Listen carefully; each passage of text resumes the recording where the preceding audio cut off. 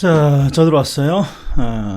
자, 어떤 분이 유튜브로 동영상을 보는데 내가 이제 짤막짤막하게 쉬는 시간에 이렇게 보신대요. 그런데 이제 어떤 질문을 주셨느냐? 유튜브를 딱 중간에 보다가 이렇게 놔둔 다음에 그 뒷부분 또 보고 싶은데 항상 앞으로 와 있더라. 그래서 찾기가 어려운데 남들은 그렇지 않은 것 같은데 왜 나는 그렇죠? 이렇게 물어봤더니 카페를 통해서 유튜브를 이렇게 보시면 이게 처음으로 다시 시작되는 것 같아요. 그러니까 만약에 그런 경우라면 유튜브 어플 있죠? 유튜브 어플에서 바로 보면 내가 딱 봤던 부분까지만 딱 이렇게 표시가 돼요. 그러니까 그 다음부터 또 볼 수가 있어요. 그러니까 제가 이렇게 찾아봤더니 카페로 이렇게 보시는 분들이 이게 중간에 딱 끊어놓으면 다시 처음부터 시작하는 것 같고, 유튜브 어플에서 이 동영상을 보시면 바로 내가 봤던 자리로 동영상이 딱 스탑되어 있어요. 요거 참고하시기 바랍니다. 자, 오늘은 내용이 많죠. 제가 항상 요 파트를 설명할 때 이 말부터 시작하죠. 우리가 원하는 안정적인 점수를 얻기 위해서는 금융론부터 잘해야 됩니다. 금융, 개발, 관리, 마케팅, 그 다음에 지대이론, 그 다음에 뭐 입지이론, 이런 것들 잘해줘야죠. 바로 그 내용이죠. 자, 들어갑니다. 일단 부동산 개발이고, 개발의 타당성 분석한 머릿속에서 지, 시, 성, 타투. 근데 시장에 대한 연구 세 가지를 이해해야죠. 항상 지역의 경제가 살아있는지 먼저 보고, 지역의 경제가 살아있으면 아이디어를 내는 거죠. 개발에. 그러면 유형이 특정되고 그 특정된 유형에 대해서 수요와 공급을 분석하면 시장 분석이고, 시장성은 미래 시장의 성질을 흡수율을 통해서 찾아내는 거죠. 자, 들어가자고요.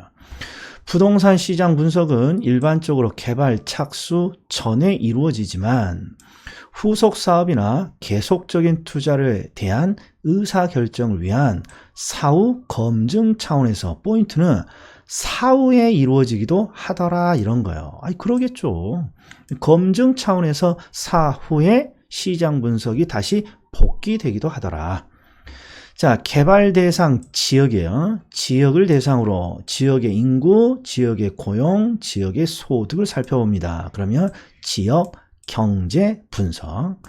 지역 경제 분석은 경제활동 지역의 인구, 지역의 소득 등 시장 지역 전체의 총량적 지표를 분석합니다. 옳은 지문. 특정 나오면 지역의 경제가 살아있어서 아이디어를 냈구나, 이 생각이 떠올라야 돼요. 그래서 아이디어를 통해 특정된 부동산, 요걸 대상으로 수요와 공급을 동시에 분석합니다. 시장 분석. 그 다음에 시장에 공급된 부동산이 시장에 얼마나 흡수됩니까? 여기는 지금 시장에 흡수라는 말을 썼지만 시장에 얼마나 소비됩니까?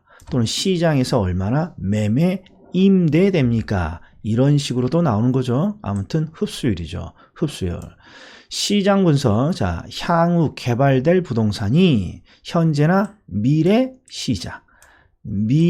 시장 상황에서 얼마나 빠르고 많이 매매, 임대될 수 있습니까? 이게 흡수율이잖아요. 시장이 얼마나 흡수되는 것인지는 시장에서 얼마나 소비되는 것이니, 시장에서 얼마나 매매, 임대될 것이니, 그러니까 시장 분석이 아니라 시장성 분석이죠. 예, 틀렸어요. 흡수율 분석의 궁극적인 목적은 과거, 현재의 추세를 파악하는 게 있지 않죠. 미래를 예측하기 위해서 존재하는 거죠. 미래 예측. 8번. 타당성이 인정된다면 개발업자는 모든 개발 사업을 채택해야 한다. X. 현실적으로 불가능해요. 개발 자금에 제한이 있기 때문에 X. 투자 분석 기법을 활용해서 최종 대안을 선택합니다. 그러면 투자 분석이라고 하죠. 그 다음에 개발의 방식. 자, 사업 시행자의 주도적인 사업 추진이 가능하지만 사업의 위험성이 높을 수 있습니다. 그러면 토지 소유자 혼자 다 해먹는 자체 개발 사업이 많네요.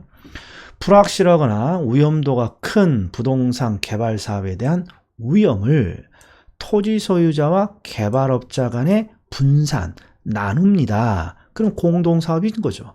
지주 공동사업이다. 이렇게 돼야죠. 토지 소유자는 토지를 제공하고 개발자는 자신의 자금으로 건물을 건축한다. 그리고 개발이 완성되면 기여도에 따라 완성된 물건을 나눕니다. 그러면 지주 공동사업 중에 등가 교환 방식이죠. 등가 교환 방식. 사업 위탁. 자, 위탁형은 개발업자에게 개발 사업의 전부를 부탁하는 거죠. 수수료를 주고. 자, 사업 전반이 토지 소유자 명의로 행해집니다. 이건 너무 중요한 문구라고 그랬어요. 자, 위탁 방식은 토지 소유자가 토지 소유권을 그대로 가지고 있고 개발업자에게 수수료를 주면서 개발의 절차만 진행을 해달라는 거예요. 그러니까 여전히 사업 주체는 토지 소유자고 사업의 명의도 토지 소유자인 거죠. 대신 지분을 공유하는 게 아니라 개발업자에게 수수료를 지급하는 방식이죠. 뒷문장이 틀렸다. 토지 소유자와 개발업자 간의 수수료 문제에 나오면 사업 위탁 방식이죠. 신탁 방식과 위탁 방식 중에서 첫 번째, 형식적인 소유권이 이전됩니다. 그러면 신탁 방식이고, 사업 주체가 토지 소유자가 됩니다. 그러면 위탁 방식이죠. 이놈이 또 문제인 거죠. 항상 신탁 방식은 토지 소유권을 신탁회사에 넘겨버렸어요. 그러니까 결국 사업의 주체도 신탁회사로 넘어가는 거예요. 그러나 위탁 방식은 수수료를 주면서 개발의 절차만 이행하는 것이지 개발업자에게 토지 소유권을 넘긴 건 아니잖아요. 따라서 사업 주체가 토지 소유자가 된다. 그러면 위탁 방식인 거죠. 신탁 방식에서 부족한 사업 자금은 토지 소유자가 조달합니다. X. 신탁 방식은 토지 소유권이 신탁회사로 넘어갔어요.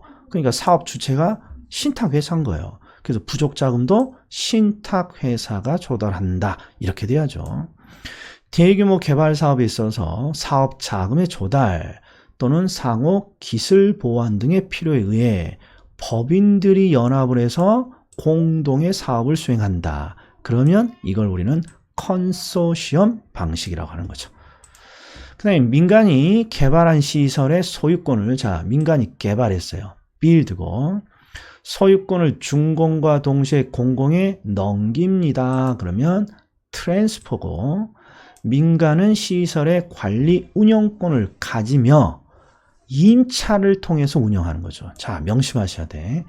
항상 지분에 임차라는 말이 있으면 반드시 임차가 약자로 들어가요.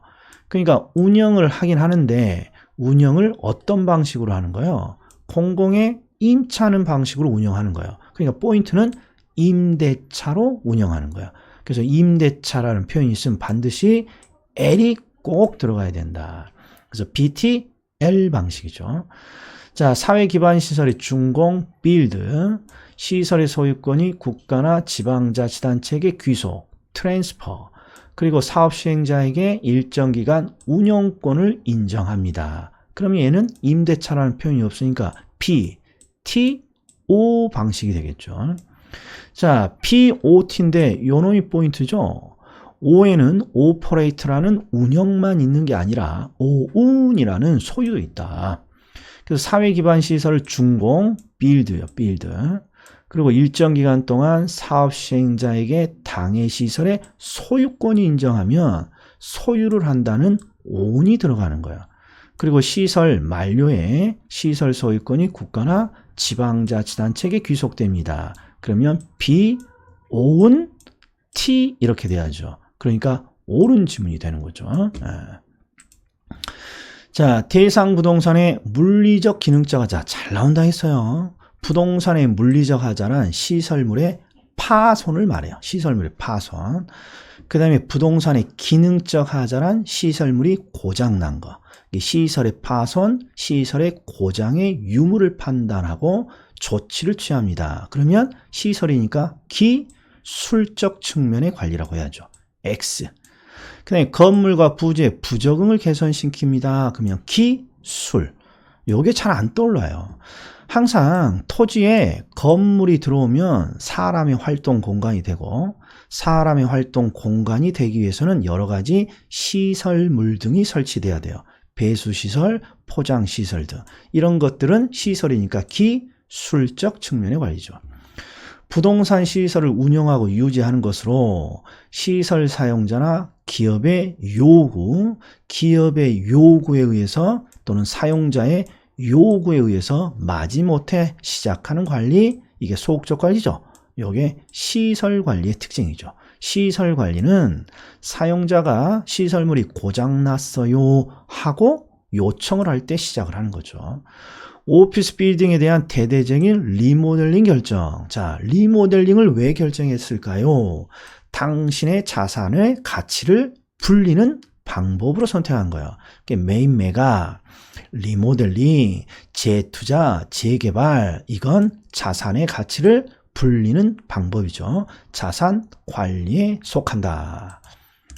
의사결정과 업무 처리가 신속합니다. 자가관리 또는 직접관리. 기밀 유지, 보안의 측면에서 유리하다. 자가관리.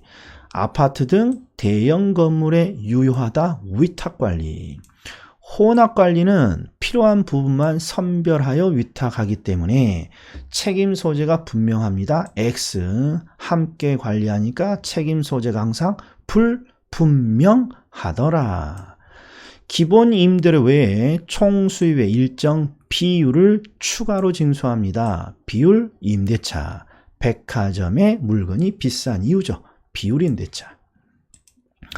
공급자 중심의 마케팅. 공급자 중심의 마케팅이면 기업의 중심이에요. 기업들은 항상 시장을 보다 많이 점유하는 방법을 가장 많이 쓰죠. 그러니까 공급자 중심이면 기업이 시장을 보다 많이 점유하겠다는 전략인 시장 점유 마케팅. 자, 뭔지 모르지만 소비자의 행태, 소비자의 심리, 소비자의 행동을 분석한대요. 그러면 고객을 알고자 하는 거잖아요. 이유는 고객을 점유하기 위해서. 고객 점유 마케팅. 시장 세분화란 마케팅 활동을 수행하기 위해서 구매자 집단을 세분하는 것이다. 맞았죠? 시장 점유 마케팅의 STP의 첫 번째가 S죠.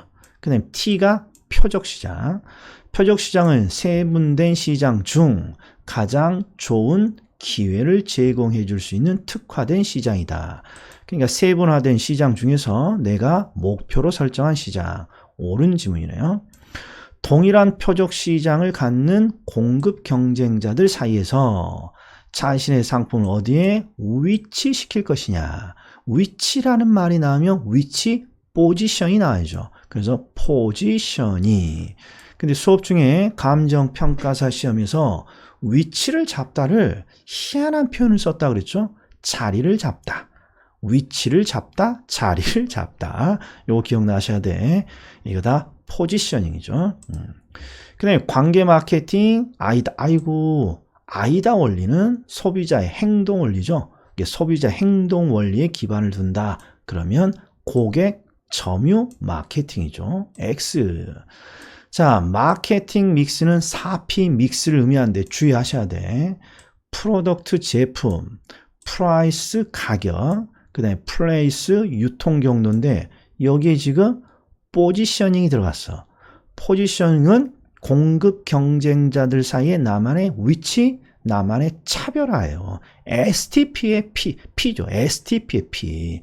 여기에는 프로모션이 들어가 있죠. 촉진, 프로모션. 다른 아파트와 차별화되도록 설계된 아파트. 그러니까 뭔가 설계를 차별했다면 제품 차별화 전략이겠죠. 자, 요거 굉장히 많이 틀렸다고 그랬어요. 부동산을 위치, 방위, 층 또는 지역 등에 따라 가격을 달리 책정합니다. 그럼 우리는 이걸 신축 가격이라 하는 거죠. 똑같은 부동산이지만 지역에 따라 가격을 신축적으로 올리기도 하고 내리기도 하고, 위치나 방에 따라 가격을 신축적으로 올리기도 하고 내리기도 하고, 이걸 신축 가격이라고 하는 거죠. 그리고 정책이라고 나오면 가격 신축성 정책 이렇게 부르는 거고. 자, 차액지대의 차액은 비옥도에 따른 생산력 차이죠. 그래서 비옥도에 따른 수확량 차이, 이게 차익이죠. 맞았어요. 리카더는 지대 발생의 원인을 두 가지를 들었죠. 비옥한 토지의 희소성, 그 다음에 수확량에는 일정한 한계가 있다는 수학 체감의 법칙으로 설명한다. 그 다음에 토지 소유자는 최열등지에 대해서 지대를 요구할 수 없다면 차액지대죠. 그리고 요걸 보완한 게 절대지대겠죠. 절대지대설에 따르면 지대는 토지 소유자가 토지를 소유하고 있다는 독점적 지위 때문에 받는 수입이므로, 즉 소유권 때문에 주장하는 지대니까 비옥도가 떨어지는 최열등지, 한계지에서도 비옥도 대신에 소유권을 주장하라는 뜻이죠. 최열등지에서도 지대는 발생하는 거죠. 튜네는 위치에 따른 곡물 가격과 생산비는 동일하다고 가정한다. 이게 제일 어렵다고 제가 누누이 강조했어요. 자, 이게 생각이 뭐냐? 그럼 요런 거죠, 요런 거. 그림이 보이려는지 모르겠네. 자, 튜네는 요렇게 농부의 이득으로부터 지대가 만들어진다 했잖아요. 그런데 위치에 따른 어떤 곡물 가격하고 위치에 따른 생산비는 차이가 없다고 그랬어요. 여기서 경작을 하나, 여기서 경작을 하나. 그럼 뭐만 차이가 있다고 보는 거예요? 수송비만 차이가 있다고 보는 거죠. 이거 잘 틀리는 거예요. 곡물 가격과 생산비는 어느 위치에서 경작을 하더라도 차이가 없다. 이게 여기에 포인트죠. 그리고 뭐만 차이가 있다. 위치에 따른 수송비만 차이가 있다. 그러니까 여기는 곡물 가격과 생산비는 동일하다고 했으니까 옳은 지문인 거죠. 그 다음에 마르크스는 도시로부터 거래에 따라 농작물의 재배다. 거래에 따른 농작물 재배 행태가 나오면 왜 이 지역에서는 밀이 경작되고 여기는 보리가, 여기는 쌀이 경작됩니까? 그 그림이 떠올라야죠. 마르크스가 아니죠. 튜네이죠. 튜네. 입찰지대는 입찰에 붙여서 입찰 경쟁을 통해서 만들어지는 지대. 자, 결국 입찰에 붙이면 토지 이용자들은 자기가 지불하고자 하는 지불할 수 있는 최대 금액을 제시하죠. 최대 지불용에. 알론소의 입찰지대 곡선. 입찰지대 곡선은 여러 가지 지대 곡선 중에 가장 높은 부분을 연결했습니다. 그럼 또 이 그림이 떠올라야죠. 우리 강의 노트에. 자, 쌀은 이렇고요. 쌀은 이렇고, 보리는 이렇고요. 그 다음에 뭐 쌀은 이렇습니다. 그러면 가장 높은 거 요거죠. 요것들만 쑥 연결하면 이게 도시 전체의 지대 곡선이 되는 거죠. 자, 여기까지. 자, 일부러 아주 낭낭한 목소리로, 그 다음에 누워서 들을 수 있도록 또는 이불 깔고 자면서 들을 수 있도록 아주 조용하게 해설을 끝냈습니다. 그러니까 항상 딱 주무실 때 틀어놓고 하나라도 꼭 챙기시기 바랍니다. 자, 여기까지입니다. 다음에 또 뵐게요.